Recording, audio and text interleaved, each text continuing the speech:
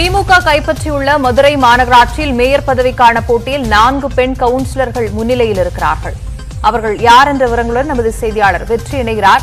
வெற்றி, முன்னணியில் இருக்கக்கூடிய அந்த வேட்பாளர்களுடைய விவரங்கள் என்ன? மதுரை மாநகராட்சியில் திமுக தனி பெரும்பான்மையாக 67 வார்டுகளும் அதன் கூட்டணி கட்சிகள் 13 வார்டுகள் என மொத்தம் 80 வார்டுகளை திமுக கூட்டணி கைப்பற்றியிருக்கிறது. இதனைத் தொடர்ந்து மேயர் மற்றும் துணை மேயர் பதவிகளுக்கு யார் வரவுள்ளனர் என்கிற எதிர்பார்ப்பு வாக்காளர்கள் மற்றும் கட்சியினர் மத்தியில் அதிகரித்துள்ளது.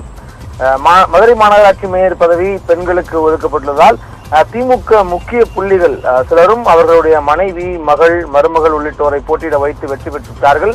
அதில் மேயர் பதவிக்கான பட்டியலில் 4 பெண் கவுன்சிலர்களுடைய பெயர்கள் பரிந்துரையில் இருப்பதாக தகவல்கள் வெளியாக இருக்கின்றன. அதாவது வார்டு 17 வெற்றி பெற்றிருக்கக்கூடியவர் ரோஹிணி. இவர் திமுக பகுதி செயலாளர் பொம்மத்தேவனின் மகள்.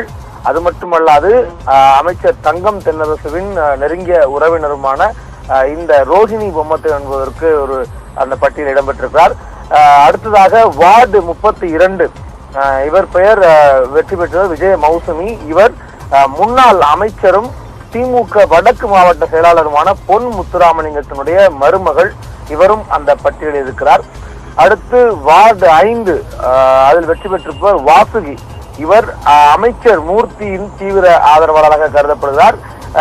திருப்பாலை பகுதி செயலாளருமான சசிகுமார் என்பவரின் மனைவியாகவும் இருக்கிறார். எனவே இவருடைய வாசுகியுடைய பெயரும் அந்த பட்டியலில் இருக்கிறது.